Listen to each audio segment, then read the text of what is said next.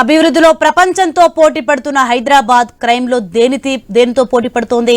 పసివాళ్లు, యువకులు, పెద్దవాళ్లు ఇలా అన్ని వయసుల వారు విపరీత ప్రవర్తనతో రాక్షసుల్లా మారుతున్నారు. ప్రాణాలు తీయడానికి వెనుకాడటం లేదు. చేసేది తప్పు అనే భయం ఎప్పుడో పోయింది. తప్పు చేస్తే పోలీసులు అరెస్ట్ చేస్తారు, నేరం రుజువైతే జీవితం జైలు పాలవుతుంది అనే ఆందోళన కూడా లేదు. చంపేస్తే పోయేది ఏమీ లేదనే తెగింపు జనాల్లో కనిపిస్తోంది. ఇందుకు క్రైమ్ సీరియళ్లు, కథలు, ఓటీటీలో వచ్చే సన్నివేశాలు మనిషిలో మానవత్వాన్ని చంపేసి మృగాలుగా మార్చేస్తున్నాయి. 10 ఏళ్ల సహస్రను కిరాతకంగా చంపేసింది 10వ తరగతి చదివే బాలుడు. ఓటీటీ సిరీస్లు పసిప్రాయంలోనే హంతకుడుగా మార్చాయి. చంపేసిన అతనిలో ఎలాంటి ఆందోళన లేదు. పైగా పోలీసులకు అన్నీ చెప్పి ఇంటి దగ్గర వదిలేయాలని కోరడం చూస్తుంటే ఒక మర్డర్ను ఎంత లైట్ తీసుకున్నాడో అర్థం చేసుకోవచ్చు. ఇది అతని తప్పు కాదు. పిల్లాడు ఏం చేస్తున్నాడో, ఏం చూస్తున్నాడో పేరెంట్స్ పర్యవేక్షణ లేకపోవడమే. తప్పు చేసే సరిదిద్దాల్సింది పోయి ముద్దు చేస్తే ఇలాంటి అనర్థాలే చూడాలి. చిన్నారికి కేక్ తినిపించే చేతులతోనే ఒక బాలుడు హత్య చేస్తారని ఎవరైనా ఊహించగలరా?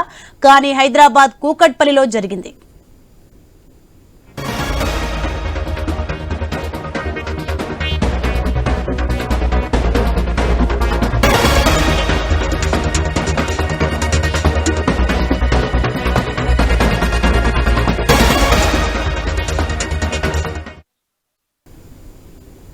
ఇక సహస్ర మర్డర్ అంశంపై జనాల్లో చర్చ జరుగుతుండగానే హైదరాబాద్ శివారు మేడిపల్లి పరిధిలో జరిగిన వివాహిత స్వాతి మర్డర్ ఇంకా భయానకం.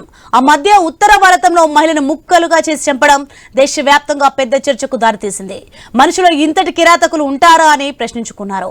సీన్ కట్ చేస్తే అలాంటి ఘటన ఇప్పుడు తెలంగాణలోనే వెలుగు చూసింది. ఇందుకు మేడ్చల్ పరిధిలోని బాలాజీ హిల్స్ వేదికైంది.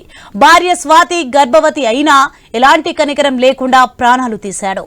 ఆపై మృతదేహాన్ని రంపంతో ముక్కలుగా కోసి కవర్లో పెట్టుకుని ఎలాంటి బెరుకు లేకుండా బైక్ పై తీసుకెళ్లి ఎక్కడో దూరంగా ఉన్న మూసీ నదిలో పడేశాడు. వికారాబాద్ జిల్లా కామారెడ్డి గుడకు చెందిన స్వాతిని ప్రేమించి పెళ్లి చేసుకున్నాడు మహేందర్. ఆలు మొగల మధ్య గొడవలు వచ్చాయి. ఆ గొడవలు భార్యపై ద్వేషం పెంచుకునేంతగా వెళ్లడంతో చంపేశాడు. ఎంతో ప్రేమతో తాలికెట్టిన చేతులతోనే గొంతు నిలిమాడు. ఆపై అదే చేతులతో రంపం తీసుకుని ముక్కలుగా కోసేశాడు. శబ్దాలు వచ్చి పొరుగింటి వారు వెళ్లి చూస్తే మహేందర్ భాగవతం వెలుగులోకి వచ్చింది. వాళ్ళు చూడకపోతే దృశ్యం సినిమా చూపించేవాడేమో.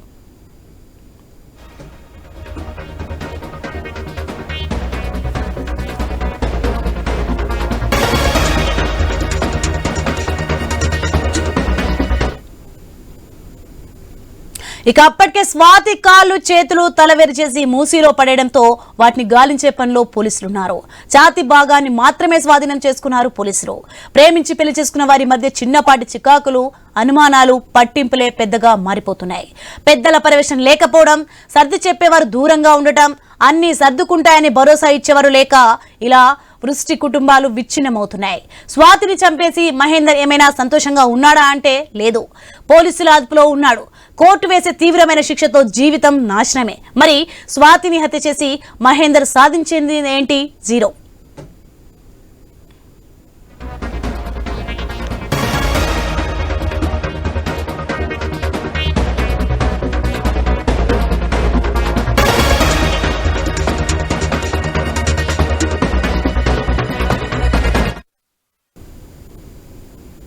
ఇక హైదరాబాద్ మహానగరం ఉపాధి కోసం వచ్చేవారు, చదువుకోవడానికి వచ్చేవారు, సిటీ లైఫ్ కోసం హైదరాబాద్ చేరుకునేవారు చాలా మంది ఉంటారు. దానికి తగ్గట్టుగానే ఈ మహానగరంలో వసతులు ఉన్నాయి.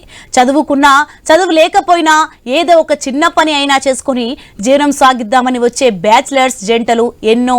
వారి స్తోమతకు తగ్గట్టుగా ఉపాధి పొందినా సిటీ లైఫ్ చూశాక కోర్కెలు హద్దులు మిరుతున్న పరిస్థితి. పులిని చూసి నక్క వాతలు పెట్టుకున్నట్టుగా కోర్కెలు పెద్దవి అవుతున్నాయి. ఈ క్రమంలోనే చిన్నపాటి మనస్పర్ధలు కూడా పెద్దవిగా కనిపిస్తున్నాయి. చావడమా చంపడమా అనే మనస్తత్వం పెరిగిపోతోంది. చావడం పెద్ద కష్టం కాదు, చంపడం అంతకంటే కష్టం కాదన్నట్టుగా మనుషుల ప్రవర్తన ఉంది. వీటికి అడ్డుకట్టపడాలంటే ఇప్పుడున్న సమాజంలో చిన్న విషయం కాదు, మనుషుల్లో వ్యక్తిగతంగా మార్పు రావాలి. మేమున్నాం అనే భరోసా కల్పిస్తే మనిషిలో విపరీత పోకడలకు అడ్డుకట్టపడొచ్చు. అది సహస్ర మర్డర్ అయినా, స్వాతి హత్య అయినా. హైదరాబాద్ లాంటి నగరంలో ఇలాంటి సంఘటనలు సమాజానికి ఏమాత్రం శ్రేయస్కరం కాదు.